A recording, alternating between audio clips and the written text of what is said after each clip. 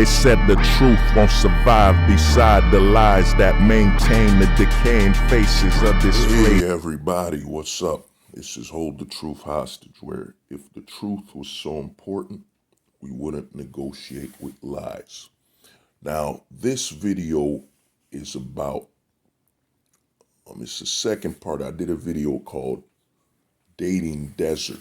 Well, this is the sequel, the Dating Drought. The Dating Drought.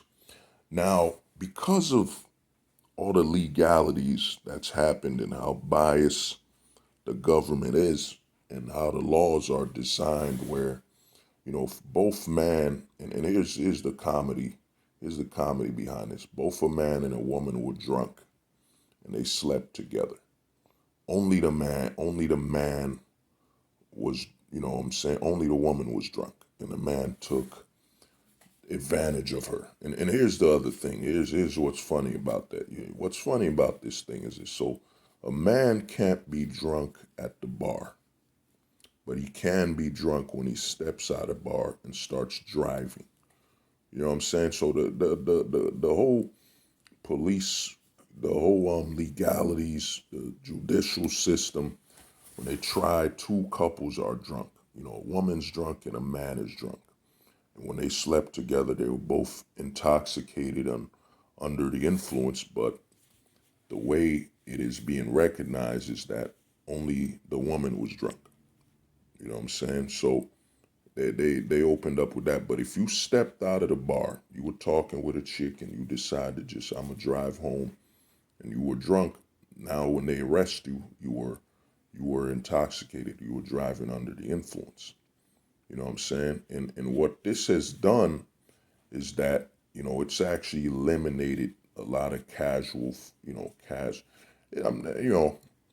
it's eliminated a lot more casual occurrences between the opposite sexes, especially with all the cases that have happened in the news where there was a guy, I think it was last year or 2 years ago, he went to the bar, he was underage, the chick was underage. He walked her home, came back home. They said she woke up, she had some type of level of regret and claimed, he did something to her. You know what I'm saying? When he just walked her home, there was no test for semen or any fluids. And now that dude's in jail. And then there's the cases of the football team. Some chick lets them run a train on them. She has some regret. Her parents might find out. Now all of a sudden, she was, taken advantage of. And then there's a whole, you could just Google it. There's a lot of cases. But, knowing what you know, that, think about it. You can only be, when they catch a man and a woman together, both intoxicated, sleeping together, the woman was drunk. The man can only be drunk when he's not performing sexual intercourse and when he's not with a woman. He can only be drunk when he's driving or DUI and so on. So what this has done, and why I say you go back to the 90s, is that, what this has done is a lot of men are assessing a lot of risk. They're looking at it, man, if I buy her a drink. And the thing is, a lot of the bars are actually committing a level of, business, they're committing a level of destruction towards their own business. So, because there's been bars where, for example, if both man and women are drunk, you know what I'm saying? And what happens, whatever, they went to that bar, they were drinking, they were drunk, they went home together. The bar will only stick up for the woman. You know what I'm saying? Instead of the bar saying they're two adults, they were drinking, they did whatever they did, we're not going to press charges, we're not going to be we're not going to punish the man in this scenario. They were two consenting adults that got drunk and they slept together, whatever. The bar isn't responsible for that, Instead, there are bars out there that literally, think about it, there are bars out there that literally target their male patrons. I saw it on the news where this bar was like, we have codes. And, you know, it's not bad to have codes and all that, but they only have codes for the, you know, the opposite sex. You know what I'm saying? If she's drinking too much and you know, this and that happens. And, hey, you know, this and that happens, they'll kick the man out, this and that, even if they're both having some fun. You know what I'm saying? So what this does is it literally turns the bar to a location where they try to entrap a man. They're the men that will usually buy more drinks, you know, and the thing about this where they make it look bad. A lot of times when a guy buys a drink for a woman out there, they're trying to break the ice. You know what I'm saying? Look, I don't know you, you don't know me, but we're here for a good time, here to have some fun. So I bought you a drink. Let's talk. And the drink was made by the bartender. You know what I'm saying? So it's here to, it's just to break the ice. But the reason, and you know, a lot of these bars are literally entrapping their highest customer, the customers that will pay the most money. You know what I'm saying? Is usually the male patron, because he's gonna pay drinks for the women there. He's gonna pay drinks for his boys. You know, they're there to have some fun. So when you make it an entrapment in a case where you're actually hunting the men that come to your bar, you're actually going to destroy business in the long run. But the reason there's going to be a dating drought, what I didn't cover on dating desert, is that, you know, unlike the 90s where a lot of guys, and I'm going to be jumping between the male perspective and the female perspective, unlike the 90s where a lot of guys would just come up to a chick, or even early 2000s, hey, what's up?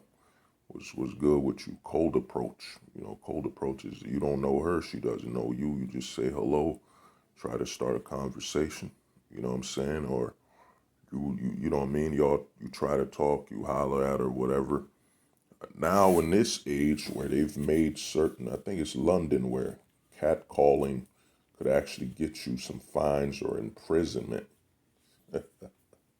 Imprisonment. You know what I mean? So what it's done, and then you have the access to the phones, you know, where she could film you and say, look, hashtag, look at this loser that's catcalling me. Then there's a chance of it going viral. A lot, and then there's the chance of her accusing you of being abusive or trying to force yourself on. A lot of men have taken themselves out of the dating scenario because, you know, unless it's like through an app and all that, you know what I mean? I'll do another video, I'll go into more detail on apps where it's just, you know, you're asking her out, you're swiping up, swiping right, where you don't physically have to be near her, and all she has to do, if she doesn't like you, she doesn't reply. You know what I'm saying? No issue, no fuss. But even then, even that's been exposed where men, it's gone viral where a dude had a set of standards. You know, you can't have any standards anymore in his profile. She can't be overweight, this and that. Yeah, but that's a whole other tale. But a lot of men are looking at it, as I touched up on the dating desert, is that being a part of society now is basically a full-time job.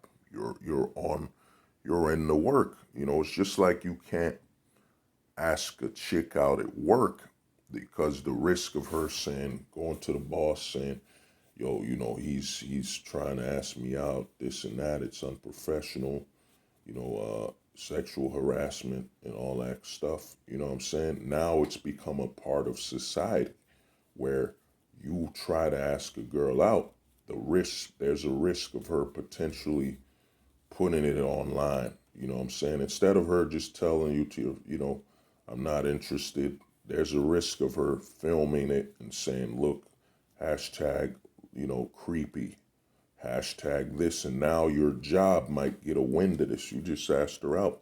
Your job might get a wind of this and you might get fired. Or your name, you know what I'm saying? Your name might be at risk. You know what I'm saying? You might have a civil court case on you.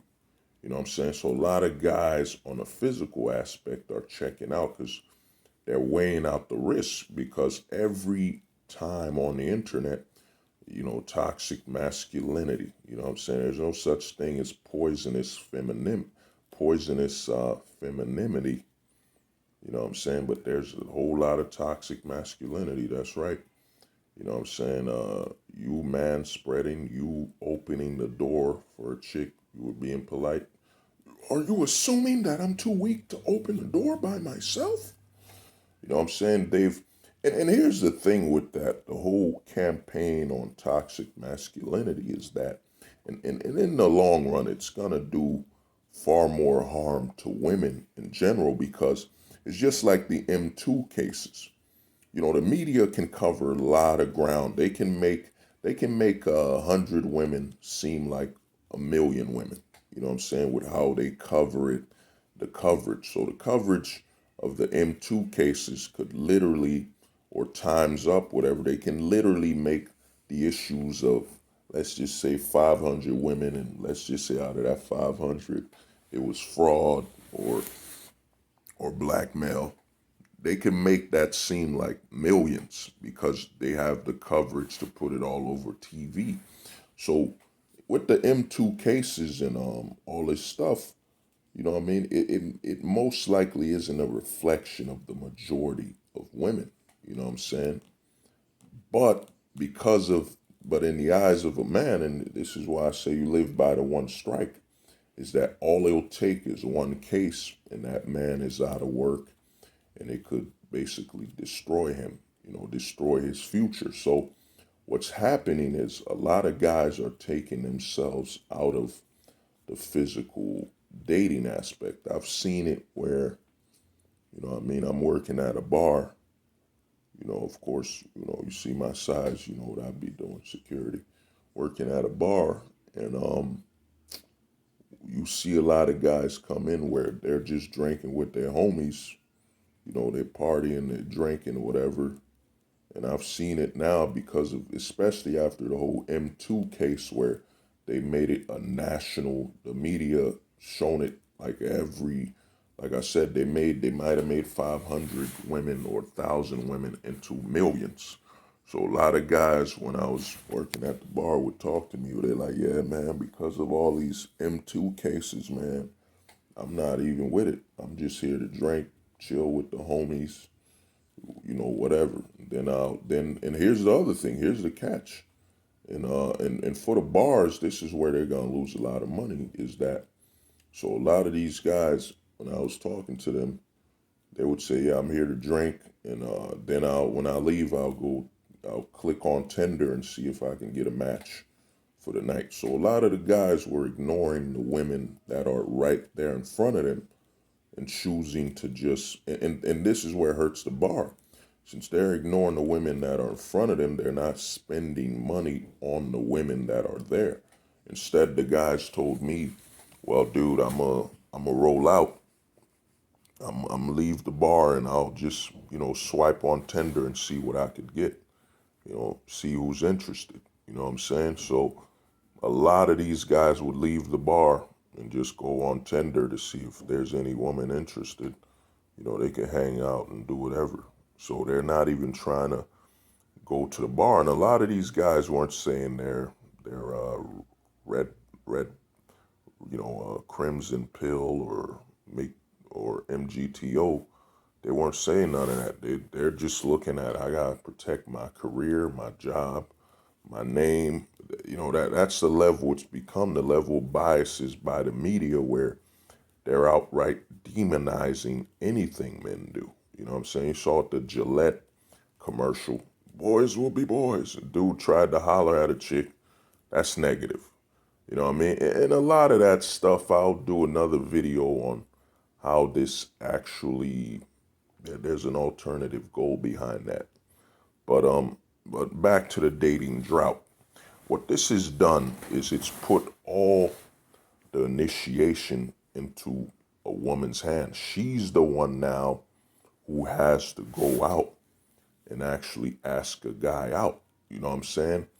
It put all the onus in her hand. And what I didn't cover on the dating drought was that a lot of, I watch a lot of guys, Coach Greg, Devin Sharp, Young Man's Daily Red Pill,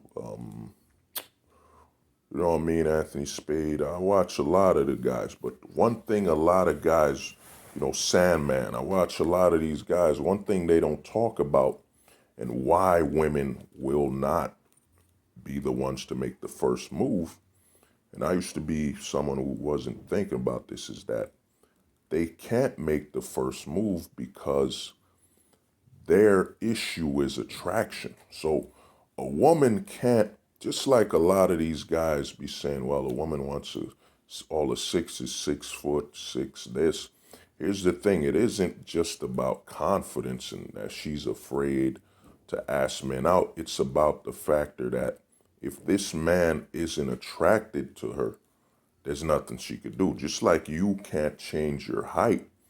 If a woman goes to put herself out there and ask a guy out, and he says, yo, I'm not interested, you know what I mean? I'm not attracted to you, she automatically is disqualified. You know what I'm saying? And even if she brings up she's got some money here and there, it won't mean nothing because, and a lot of guys try to play that whole double standard thing without looking at the other aspects. If a woman has money and goes up to a guy, hey, I got money. I know you're not attracted to me. I got money though. You still want to play? Well, now a lot of guys, in the community will say, well, he might go with her, but for a guy, it looks like he might try to rob her and steal from her. You know what I'm saying? So she comes up to the guy and says, look, I know you're not attracted to me, but I got a lot of money and I could take you out for a good time. The guy will most likely say, no, thanks. Not because he don't want to have fun with her and that money, but it's because, it would look like I'm trying to manipulate, threaten, or try to rob her of her money and resources. That's why a lot of men, instinctively, and like I said, we already know this, a lot of men will not, money doesn't matter. Money doesn't matter, not because a man wouldn't value a woman with money. It's that it looks like, and it will appear like he's trying to rob her, or basically he's trying to, he's trying to steal from her. You know what I'm saying? A girl comes up to a guy with some money and says, hey, you wanna go out with me? I got some money. Depending on the guy's, thoughts, and if he's not attracted to her, he'll most likely say, no, I'm not interested, because she could later on use that factor that she had money, that he tried to manipulate, rob her, abuse her, tried to get her home so he could steal her money. That's a big aspect a lot of the men in this community aren't bringing up, is that, dude, guys don't care about a woman's resources to a certain extent, because there's a risk involved that he could look like he's trying to rob or steal from her, or basically, kidnap or rob her, get to her house, then, then steal her resources. You know what I'm saying? That's why a lot of guys don't really care about the money she brings into the relationship, and actually prefers that she's actually below or somewhere in the middle, because it protects him legally. You know what I'm saying? Well, what's she gonna argue? We make about the same money, or she makes lower than me. She can't go to the court and argue that I tried to rob her and that I was abusive because I wanted her money. You know what I'm saying? You gotta remember that men are the more dominant sex. You know what I'm saying? We're the most physically intimidating. So you dating a woman for her money, she could later on flip that, the victimhood, by saying you tried to rob and steal and intimidate her for her money. That's why a lot of guys avoid you, even if the woman has money, he'll avoid it. Or, you know what I'm saying? Especially with everything going on with the M2s and the times is up now and stuff like that. And, a lot of guys are looking at, yeah, man, she could accuse me of not only getting her intoxicated, but trying to rob and steal her money. So, They said the truth won't survive beside the lies that maintain the decaying faces of